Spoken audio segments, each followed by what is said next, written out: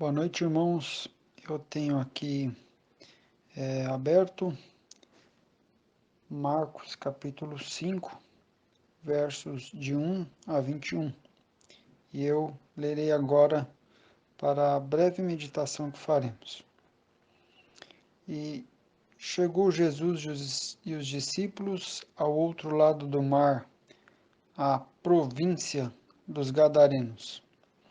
E, saindo ele do barco, lhe saiu logo ao seu encontro dos sepulcros um homem com espírito imundo, o qual tinha sua morada nos sepulcros, e nem ainda com cadeias o podia alguém prender, porque, tendo sido muitas vezes preso com algemas e cadeias, as cadeias foram por ele feitas em pedaços, e os grilhões em migalhas, e ninguém o podia amansar.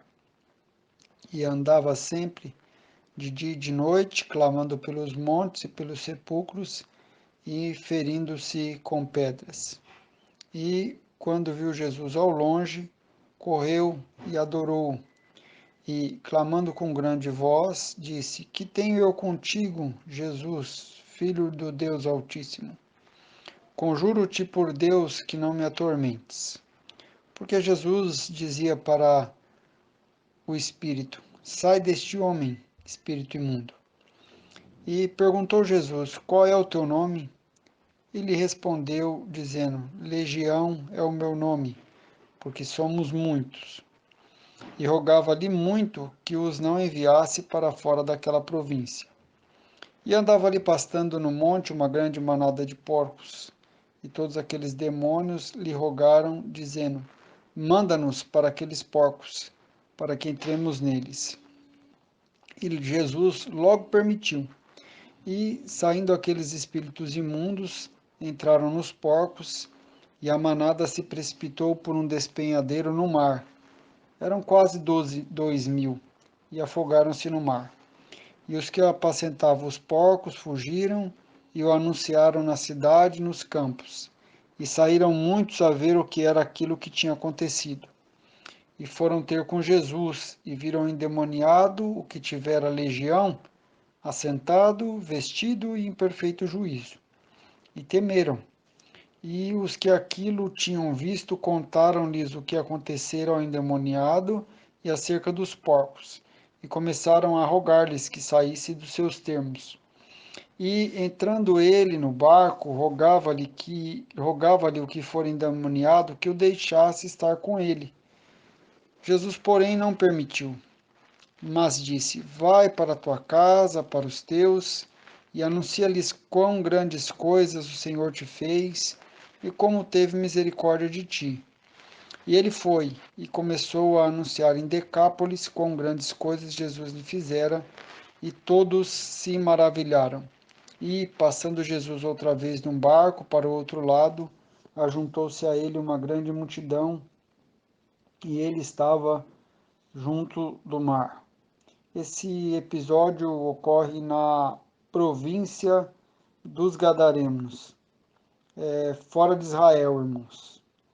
Ali os habitantes não pertencem à descendência de Abraão, são estranhos à aliança que Deus fez com Abraão e as promessas.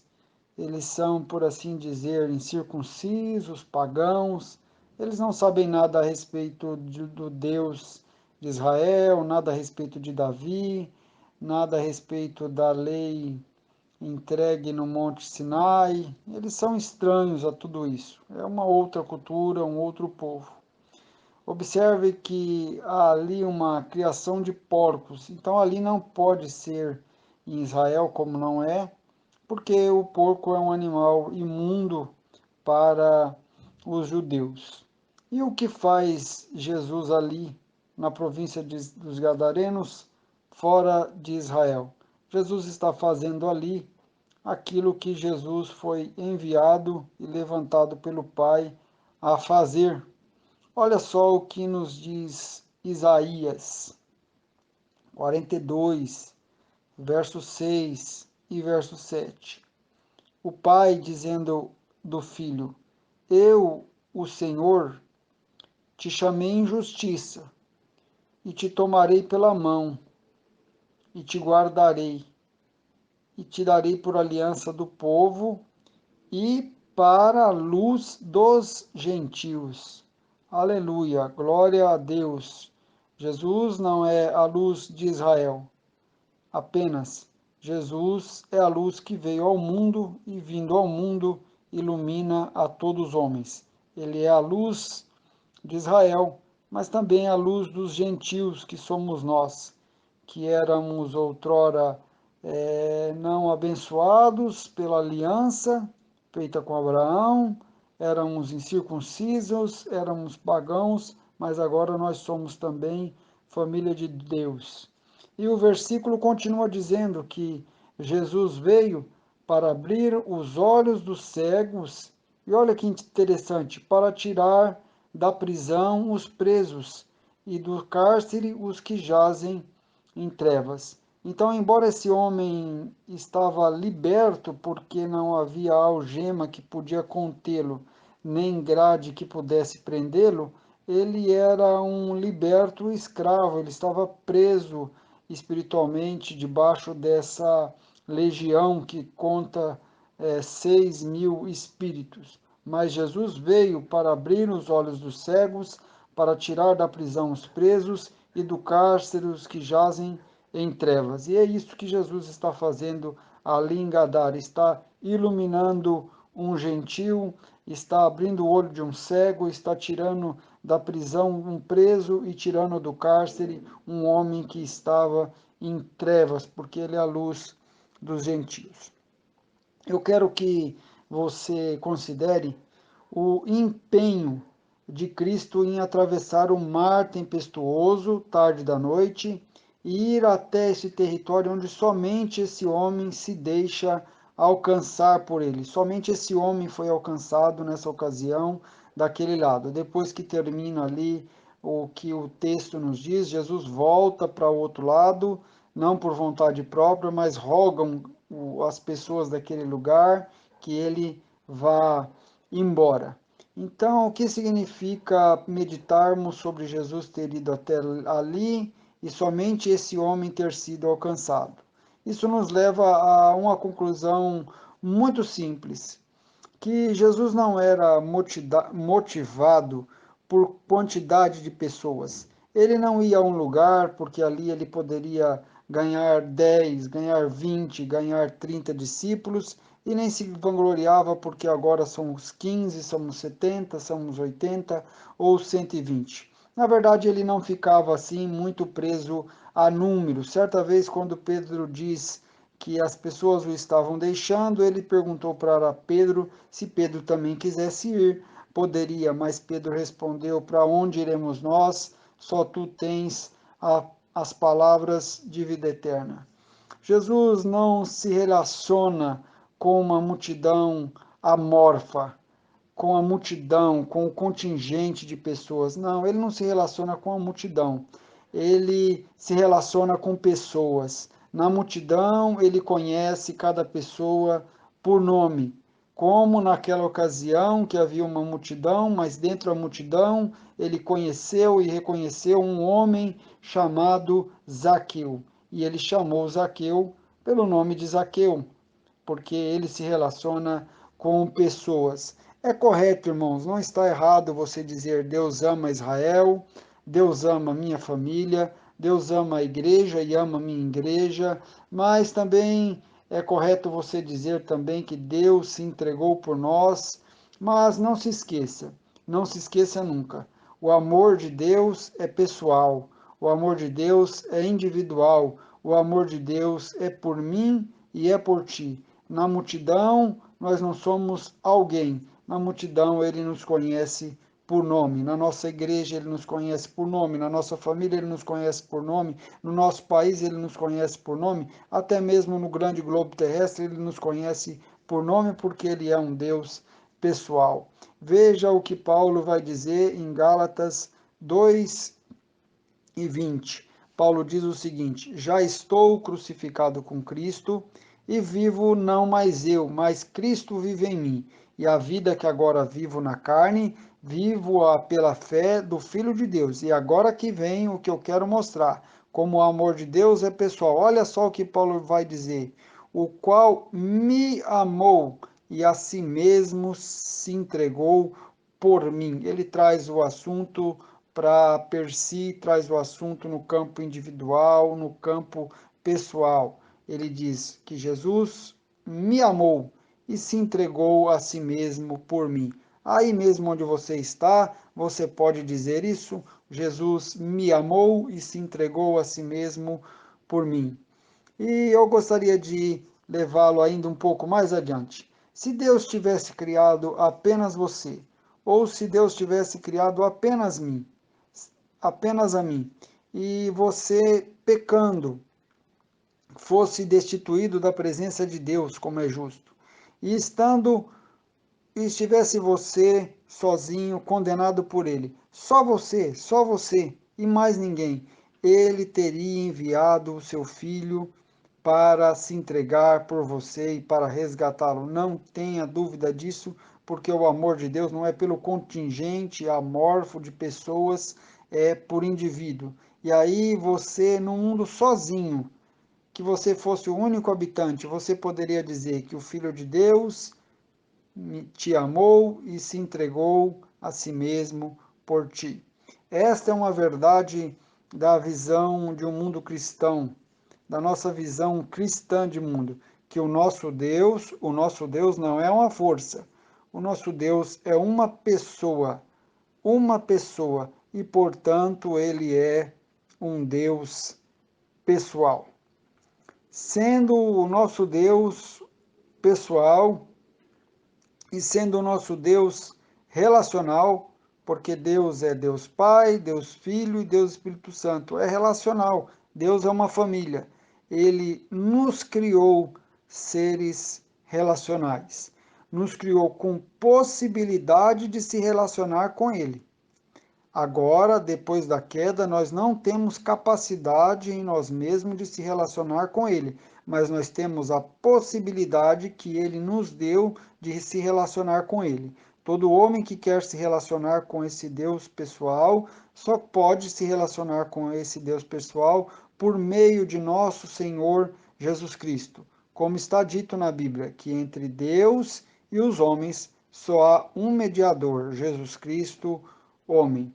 Então, Deus nos fez, agora nós estamos na condição de termos a possibilidade de se relacionar com Ele, mas Deus nos criou debaixo da ordem de nos relacionarmos uns com os outros.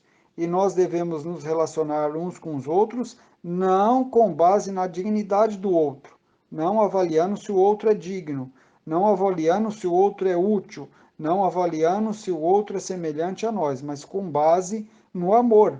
Olha, isso é muito simples, isso está em todas as Escrituras, está dito no Velho Testamento e ecoa também no Novo Testamento, na voz de Jesus Cristo, a frase que diz: Amai-vos uns aos outros. Então Deus nos fez para se relacionar com Ele, amá-lo assim como Ele nos amou, e também nos fez para viver relações de convívio uns com os outros baseadas no amor. E os irmãos sabem, não há ambiente que expressa melhor o amor do que o convívio próximo íntimo. Quanto mais próximo, quanto mais íntimo o convívio, é mais desafiador amarmos, mas é ali também que o amor se expressa melhor. É muito fácil nós dizermos que amamos a China, sem ter que conviver com o chinês aqui pertinho, mas é convivendo com o chinês aqui pertinho que nós poderíamos expressar melhor esse amor. Mas o que tem isso a ver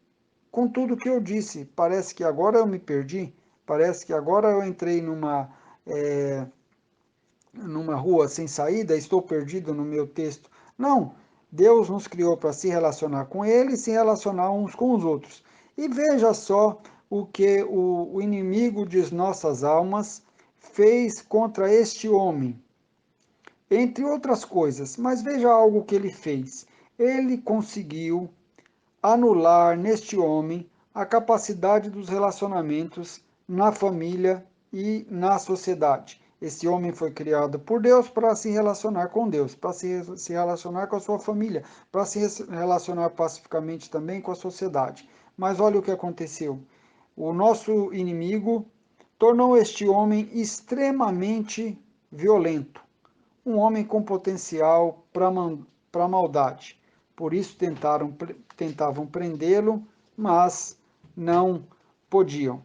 Você sabe que para nós termos proximidade das pessoas, nós devemos ter um temperamento manso, contrário de violento. Se a gente mantém um temperamento violento, nós nos afastamos das pessoas e também afastamos as pessoas de nós. Há até quem conviva com alguém assim, violento, com aquele perfil ameaçador, mas a pessoa convive com essa pessoa não voluntariamente, convive por medo. A violência que nos afasta um dos outros não é somente a violência física. Você não precisa, para afastar pessoas de você e afastar-se de pessoas, ser esse homem que quebra cadeias e que esmigalha algemas. Não, não necessita dessa violência toda. Basta que você seja um homem de trato violento. Basta que você abrigue no seu coração sentimentos violentos. Basta que você tenha um tom de voz violento. Basta que você tenha um modo de reagir violento e naturalmente você vai percebendo quando você vai ficando sozinho e como as pessoas vão se afastando de você. Olha só o que diz para nós Efésios capítulo 4, verso 31 e 32, como pede para que a gente seja gente pacífica. Toda a amargura, e ira, e cólera, e gritaria, e blasfêmia, e toda a malícia seja tirada dentre vós. Por quê? Tirar a amargura, tirar a ira, tirar a cólera, tirar a gritaria, tirar a blasfêmia, tirar a maldade de dentre nós. Porque essas coisas atrapalham o pleno convívio, atrapalha que a gente cumpra o propósito de Deus de nos amarmos uns aos outros e de nos beneficiarmos mutuamente do relacionamento.